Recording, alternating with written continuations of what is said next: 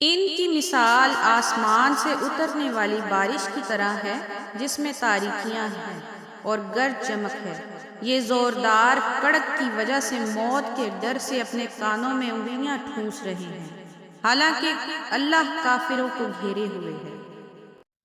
يكاد البرق يخطف أبصارهم كلما أضاء لهم مشوا فيه وإذا أظلم عليهم قاموا ولو شاء الله لذهب بسمعهم وأبصارهم إن الله على كل شيء قدیر۔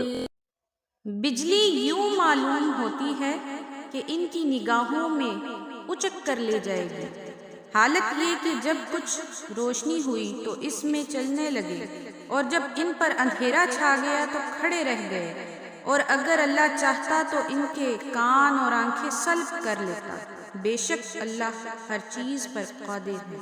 يا أيها الناس اعبدوا ربكم الذي خلقكم والذين من قبلكم لعلكم تتقون۔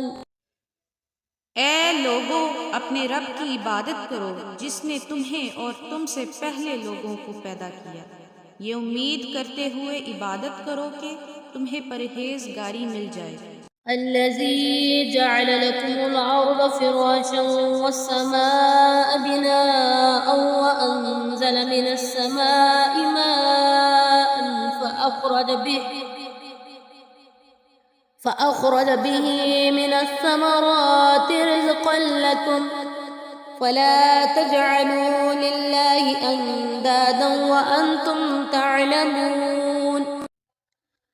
جس نے تمہارے لیے زمین کو بچھونا اور آسمان کو چھت بنایا، اور اس نے آسمان سے پانی اتارا، پھر اس پانی کے ذریعے تمہارے کھانے کے لیے کئی پھل پیدا کیے، تو تم جان بوجھ کر اللہ کے شریک نہ بناؤ۔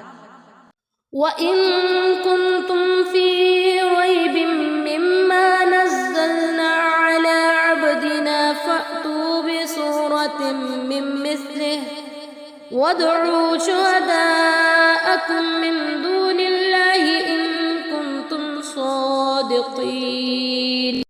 اور اگر تمہیں اس کتاب کے بارے میں کوئی شک ہو جو ہم نے اپنے خاص بندے پر نازل کی ہے،